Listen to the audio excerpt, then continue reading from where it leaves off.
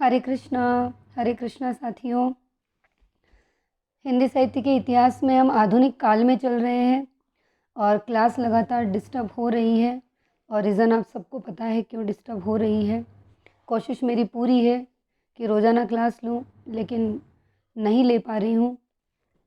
और अब आगे की क्लास में, कल हमने पढ़ा था हिंदी गद्य साहित्य, ठीक है, और अब आगे की क्लास में उसी का पार्ट है जो हम अब पढ़ने वाले हैं। तो हिंदी गद्य साहित्य में आपने जो जो पढ़ा उसके रिगार्डिंग जहाँ जहाँ भी आपको दिक्कत आई, जैसे एक रचना है कि किसी ने पूछा कि रानी केतकी की कहानी इंशाअल्लाह खां की है या उदय भान की। तो रानी केतकी की कहानी जो है वो इंशाअल्लाह खां की है और उसे उदय भान चरित के नाम से भी जाना जाता है। ये है उसका आंसर। तो आप ऐसे कंफ्यूज ना हो कि उदय भान ने लिखी है या इंशाअल्लाह खां ने। तो रानी केतकी की कहानी इंशाअल्लाह खां ने ही लिखी है, उदय भान चरित के नाम से भी जाना जाता है इसे, ठीक है। और वो हमारा 35वां भाग था हिंदी साहित्य के इतिहास का। और मुझे बहुत खुशी है इस बात की, जितने बच्चे भी मुझसे जुड़े हैं और मेरे साथ चल रहे हैं, कि उनका हिंदी साहित्य का इतिहास पूरा होने को जा रहा है।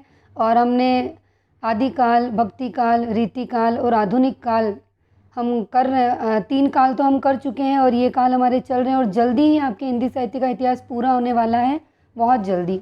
ये कुछ फिज़िकल प्रॉब्लम की वजह से मैं क्लासेस कंटिन्यू नहीं कर पा रही हूँ, इस वजह से, नहीं तो शायद अब तक हिंदी साहित्य का इतिहास हो जाता हमारा।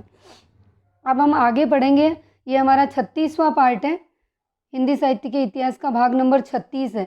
अगर आप पहली बार मुझे सुन रहे हैं तो फिर हिंदी साहित्य के इतिहास या फिर हिंदी से अगर आप एग्ज़ाम की तैयारी कर रहे हैं, आरपीएससी का, चाहे फर्स्ट ग्रेड हो, चाहे सेकंड ग्रेड हो, केवीएस हो, एनवीएस हो, तो आप मुझसे जुड़ सकते हैं, अपनी तैयारी को और मजबूती दे सकते हैं। इसीलिए क्योंकि ये जो नोट्स आपको स्क्रीन पर दिख रहे हैं, यहाँ मैं इसे पढ़ाती हूँ आपको यूट्यूब पे। रोज़ की एक क्लास होती है हमारी और इसी के बाद मैं इसको टेलीग्राम चैनल पे पोस्ट कर देती हूँ। तो आप इसे एज ए प्रिंट आउट निकलवा सकते हैं या फिर आप लिख सकते हैं। तो आप अगर पहली बार मुझे सुन रहे हैं तो चैनल को सब्सक्राइब करें, बेल आइकन को ज़रूर प्रेस करें ताकि मेरी जो भी वीडियो आए वो आप तक पहुंच सके। और अगर मेरा वीडियो आपको अच्छा लगता है, मेरी पढ़ाई हुई चीज़ें आपको समझ में आती है, तो फिर आप लाइक ज़रूर किया कीजिए। आपका एक लाइक मुझे मोटिवेट करता है हर दिन नई क्लास लेने के लिए। आगे हम पढ़ते हैं अब उसी गद्य साहित्य में राजा लक्ष्मण सिंह। पहले हमने पढ़ा था शिव प्रसाद सितारे हिंद पिछली क्लास में, है ना। हमने देखा था कि राजा द्वय, और द्वय का मतलब होता है दो। तो दो में से हम एक पिछले वीडियो में पढ़ चुके हैं। शिव प्रसाद सितारे हिंद को हमने पढ़ लिया है, कैसे कैसे फोर्ट विलियम कॉलेज की स्थापना हुई, कैसे उसमें अध्यक्ष कौन रहा। तो अगर आपने पिछला वीडियो नहीं देखा है तो पहले आप उसे देखिए, तभी ये क्लास आपको समझ में आएगी।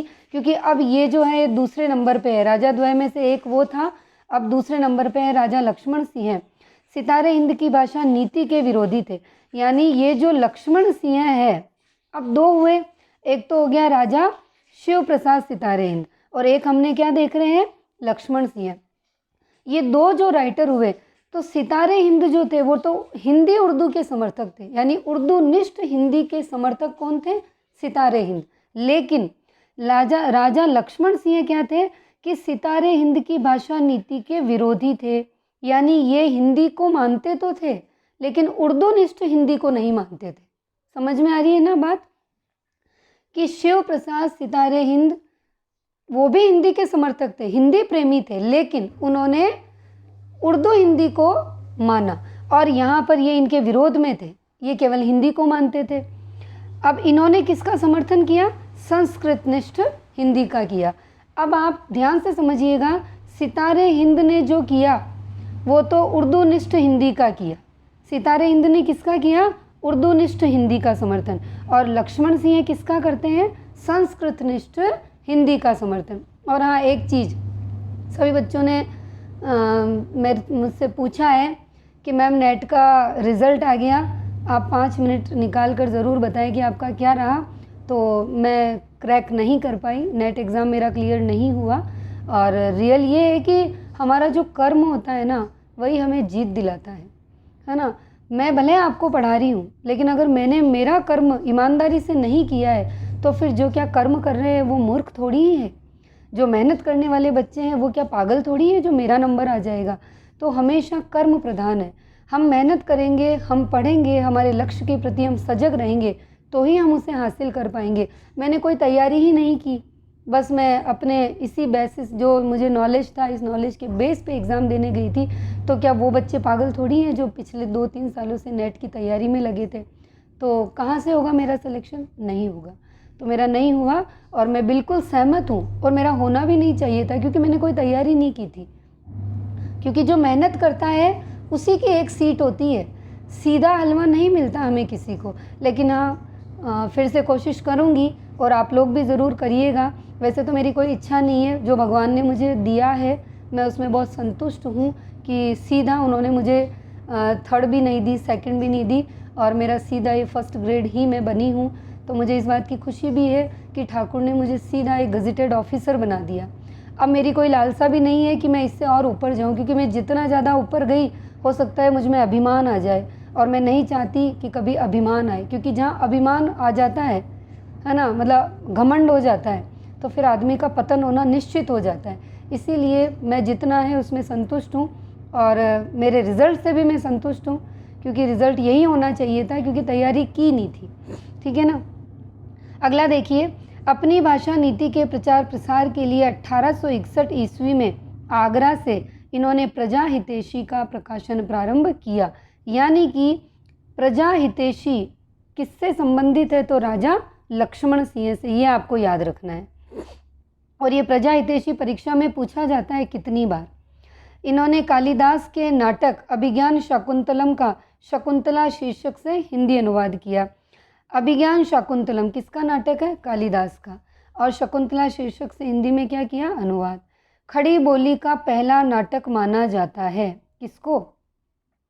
इस अभिज्ञान शाकुंतलम का शकुंतला नामक शीर्षक से हिंदी अनुवाद किया और इसी को खड़ी बोली का पहला नाटक माना गया।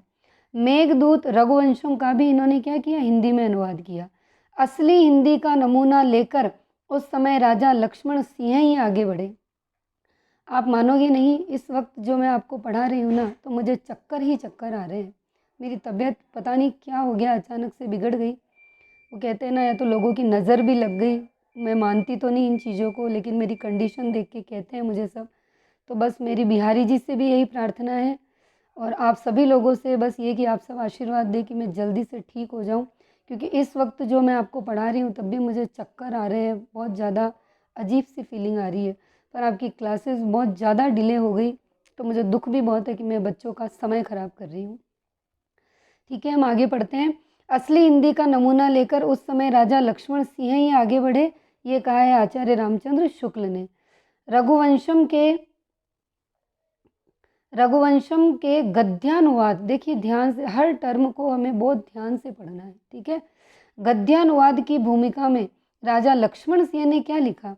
यानी रघुवंशम का जो गद्य में अनुवाद किया गया, तो उस अनुवाद की सबसे पहले, हमेशा कोई भी ग्रंथ होता है तो भूमिका लिखी जाती है। उस भूमिका में लक्ष्मण सिंह कहते हैं, हमारे मत में हिंदी और उर्दू दो बोली न्यारी न्यारी है। ठीक है। आचार्य शुक्ल ने लेखक चतुष्टय और राजा द्वय की भाषा का तुलनात्मक वर्णन करते हुए लिखा। अब शुक्ल कह रहे हैं, मुंशी सदासुख लाल की भाषा पंडिताऊपन लिए हुए थी, लल्लू लाल में ब्रज भाषापन, सदल मिश्र में पूर्वीपन अधिक था और राजा लक्ष्मण सिंह की भाषा विशुद्ध और मधुर तो थी, पर आगरे की बोलचाल का पुट उसमें कम न था। तो ये किसने कही है पंक्ति? बहुत मोस्ट है, शुक्ल ने कही है। भाषा का निखरा हुआ शिष्ट रूप भारतेंदु की कला के साथ ही प्रकट हुआ है। यानी भाषा का जो निखरा हुआ शिष्ट रूप है वो भारतेंदु की कला के साथ ही प्रकट हुआ। अब देखिए यहाँ पर ये चीज़ें इस तरीके से आपको याद कर लेनी है। पंडिताऊपन किस में था? सदासुख लाल में। ब्रजभाषापन लल्लू लाल, पूर्वीपन सदल मिश्र, निखरा हुआ शिष्ट भारतेंदु, विशुद्ध और मधुर राजा लक्ष्मण सिंह। फ्रेडरिक पिकॉट सच्चे हिंदी हितैषी थे, ये शुक्ल ने कहा। ये इंग्लैंड के लोगों को हिंदी के लेखकों का परिचय दिया करते थे। राजा लक्ष्मण सिंह ने भारतेंदु प्रताप नारायण मिश्र, कार्तिक प्रसाद खत्री आदि लेखकों से निरंतर पत्र व्यवहार करते थे। हिंदी में लेख लिखते और छापते थे। इन्होंने अयोध्या प्रसाद खत्री की पुस्तक खड़ी बोली पद्य की भूमिका लिखी। अयोध्या प्रसाद खत्री को खड़ी बोली आंदोलन का जनक माना जाता है, याद रखिएगा। खत्री जी ब्रज और अवधी में लिखी गई कविताओं को हिंदी की कविता नहीं मानते थे। श्रद्धाराम फुल्लोरी, अब आते हैं हमारे श्रद्धाराम जी फुल्लोरी। श्रद्धाराम फुल्लोरी नवीन चंद्र राय में दोनों महानुभाव पंजाब के रहने वाले थे। श्रद्धाराम फुल्लोरी ने 1877 में भाग्यवती उपन्यास की रचना की, जो कालक्रम की दृष्टि से हिंदी का पहला उपन्यास माना जाता है। बहुत ही इंपॉर्टेंट लाइन है, ढंग से पढ़ना है। और एक आरती है ओम जय जगदीश हरे, ये भी किसकी है? श्रद्धाराम फुल्लोरी की है। उस समय पंजाब में इनकी कथाओं और व्याख्यानों की धूम रहा करती थी। पंजाब के हिंदू उन्हें धर्म स्तंभ समझते थे। किसको? श्रद्धाराम फुल्लोरी को। अब आते हैं हमारे नवीन चंद्र राय। पंजाब में स्त्री शिक्षा का प्रचार करने वालों में मुख्य कौन थे? नवीन चंद्र राय। ज्ञान प्रदायिनी, ये पत्रिका का नाम याद रखिएगा। ज्ञान प्रदायिनी का संबंध किससे है? नवीन चंद्र राय से है। और गारसा द तासी ने इन नवीन चंद्र राय को क्या कहा? कट्टर हिंदू कहा है। आगे पढ़ेंगे हम स्वामी दयानंद सरस्वती। ये आपके फर्स्ट ग्रेड के फर्स्ट पेपर में एक टॉपिक है अलग से, जहाँ पर सामाजिक और धार्मिक पुनर्जागरण एक टॉपिक है हिस्ट्री में, उससे एक प्रश्न बनता है आपका, तो उसमें भी ये आपके आते हैं। तो उससे जुड़े हुए फैक्ट भी आपको याद रखने हैं। हिंदी को आर्य भाषा नाम किसने दिया? दयानंद सरस्वती ने। अपने प्रसिद्ध ग्रंथ सत्यार्थ प्रकाश की रचना हिंदी में की थी। किसने? दयानंद सरस्वती ने।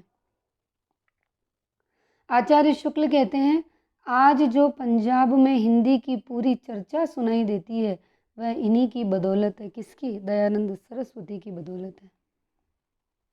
देखिए, हम आधुनिक काल में चल रहे थे, हमने सारी चीज़ें पढ़ी है ना? भारतेंदु युग, द्विवेदी युग, छायावाद, प्रगतिवाद, प्रयोगवाद, समकालीन साठोत्तरी कविता, हिंदी गद्य साहित्य।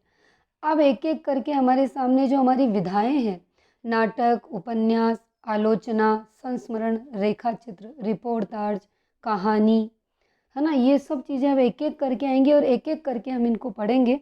तो सबसे पहले आता है हमारा नाटक, कि हिंदी के अंदर नाटक का उद्भव और विकास किस प्रकार से हुआ वो हम देखेंगे। विलक्षण बात यह है कि आधुनिक गद्य साहित्य की परंपरा का प्रवर्तन नाटकों से हुआ, शुक्ल मानते हैं। नाटक शब्द की उत्पत्ति संस्कृत की नट धातु से मानी गई। नट का अर्थ क्या है? अभिनेता। नाटक अभिनय प्रधान विधा है। नाटक साहित्य की एकमात्र विधा है जिसकी गणना दृश्य काव्य और श्रव्य काव्य दोनों में की जाती है। यानी ये दृश्य भी है, श्रव्य भी है, दोनों ही है। नाटक को पांचवा वेद भी कहते हैं। ठीक है। भारतेंदु के पिता गोपाल चंद गिरधर दास द्वारा भारतेंदु के पिता गोपाल चंद गिरधर दास रचित नहुष, ये हम पहले पढ़ चुके हैं। जब हमने भारतेंदु काल पढ़ा तो हमने वहाँ पढ़ा था कि भारतेंदु जी के पिता थे गोपाल चंद गिरधर दास, जिन्होंने कौन सा नाटक लिखा था? नहुष नाटक। और इसी नहुष नाटक को हिंदी का पहला नाटक माना जाता है, जो कि ब्रज भाषा में लिखा गया। ये पंक्ति आपको याद करनी है अच्छे से। ठीक है। खड़ी बोली हिंदी का पहला नाटक राजा लक्ष्मण सिंह का शकुंतला है, ये हम देख ही चुके हैं ऊपर। और हिंदी का अगर हम पहला अभिनीत नाटक की बात करें तो वो है शीतला। यहाँ पर ये वाला शी आएगा, है ना, ये गलती से लिखा हुआ है। शीतला प्रसाद त्रिपाठी का जानकी मंगल। देखिए, अभिनीत नाटक पूछे वो अलग होगा, पहला खड़ी बोली का पूछे वो अलग। यानी जिस प्रकार से हमें प्रश्न पूछा जा रहा है उसको समझ के उसके बाद आंसर देना है। अक्सर हम एग्ज़ाम में जो गलती करते हैं ना, वो यही करते हैं कि हम प्रश्न ढंग से नहीं पढ़ते हैं। प्रश्न को बहुत ढंग से पढ़ना चाहिए, उसके बाद चारों विकल्प को बहुत अच्छे से पढ़ना चाहिए और फिर हमें आंसर देना चाहिए। हिंदी का पहला दुखांत नाटक है लाला श्रीनिवास दास द्वारा रचित रणधीर प्रेम मोहिनी। जानकी मंगल नाटक में भारतेंदु ने अभिनय किया था। हमने यहाँ ऊपर देखा, हिंदी का जो पहला अभिनीत नाटक है वो जानकी मंगल था। इस जानकी मंगल में किसने अभिनय किया? भारतेंदु जी ने खुद इसमें एक पात्र का रोल अदा किया था। कहा जाता है कि प्रताप नारायण मिश्र ने नाटक में अभिनय करने के लिए अपने पिता से मूंछ मुंडवाने की अनुमति मांगी। वेरी वेरी मोस्ट, ठीक है। यानी पूछा यह जाता है कि हिंदी साहित्य के इतिहास में वह कौन सा कवि या लेखक है, या वह कौन सी, हम कह सकते हैं कि एक व्यक्तित्व है जिसने नाटक में अभिनय करने के लिए अपने पिता से मूंछ मुंडवाने की अनुमति मांगी, तो वो एकमात्र आते हैं हमारे प्रताप नारायण मिश्र। नाटक लेखन की विधिवत शुरुआत भारतेंदु युग से हुई। उसके पहले भी हिंदी में कुछ नाटक लिखे जा चुके थे, जैसे ये जो नीचे आ रहे हैं वो रामायण महानाटक प्राणचंद चौहान, हनुमान नाटक हृदय राम पंजाबी, देवमाया प्रपंच आचार्य देव, समय सार बनारसी दास जैन, सभासार रघुराज नागर, प्रबोध चंद्रोदय ब्रजवासी दास, करुणाभरण लच्छीराम, शकुंतला नाटक नेवाज। आनंद रघुनंदन महाराजा विश्वनाथ सिंह, ये रीवा के थे, हम पढ़ चुके हैं पहले, अगर आपको कुछ थोड़ा थोड़ा याद आ रहा हो तो। रीवा नरेश थे। उक्त सभी नाटकों में नाटक के तत्वों का अभाव पाया जाता है, यानी ये पहले लिखे गए थे भारतेंदु युग के पहले, तो इनमें नाटक के तत्वों का अभाव था। जो सही में नाटक की शुरुआत हुई वो कहाँ से हुई? भारतेंदु युग से। रीवा नरेश महाराजा विश्वनाथ सिंह के आनंद रघुनंदन को कुछ विद्वान हिंदी का पहला नाटक मानते हैं। जैसा प्रश्न पूछा जाएगा वैसा उत्तर हमारा होगा। अब देखिए फिर से हम भारतेंदु जी को पढ़ते हैं, हमने पहले पढ़ा था वहाँ पे। भारतेंदु की प्रिय विधा कौन सी थी? नाटक। भारतेंदु ने अपने जीवन काल में कुल कितने नाटक लिखे? 17। 8 कैसे थे? अनुदित। 9 कौन से थे? मौलिक। अब इसको याद रखने की मैं ट्रिक बताती हूँ। हमें कन्फ्यूज़न होता है कि अनुदित की संख्या क्या है, मौलिक की क्या है।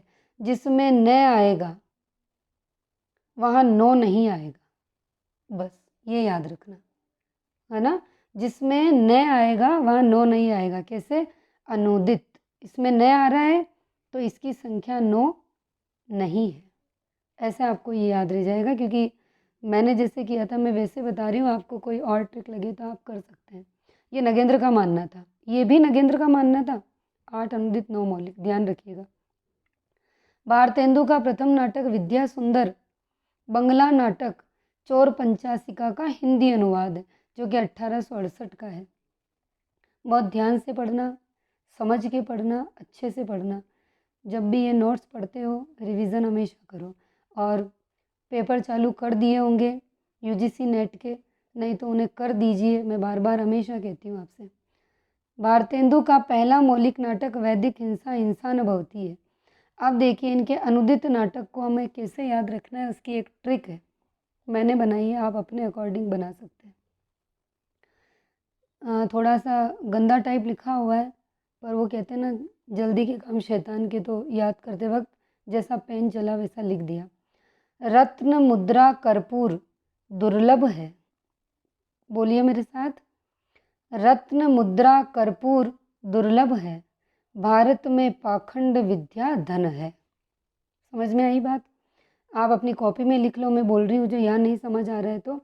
रत्न मुद्रा कर्पूर दुर्लभ है, भारत में पाखंड विद्या धन है। रत्न मुद्रा कर्पूर दुर्लभ है, भारत में पाखंड विद्या धन है। ये ट्रिक जो है वो है अनुदित नाटकों की। कैसे? रत्न से रत्नावली, पाखंड से पाखंड विडंबन, धन से धनंजय विजय, कपूर से कपूर मंजूरी, भारत से भारत जननी, मुद्रा से मुद्रा राक्षस, दुर्लभ से दुर्लभ बंधु। शेक्सपियर के नाटक मर्चेंट ऑफ वेनिस का हिंदी में अनुवाद किया था इन्होंने, ठीक है। नाटक के उद्देश्य क्या क्या होते हैं ये कहीं मुझे मिला तो मैंने लिख दिया। मनोरंजन के साथ जनमानस को जागृत करना, प्राचीन संस्कृति के प्रति प्रेम, सत्य, न्याय, उदारता, मानव मूल्यों के प्रति आस्था। क्या क्या उद्देश्य है?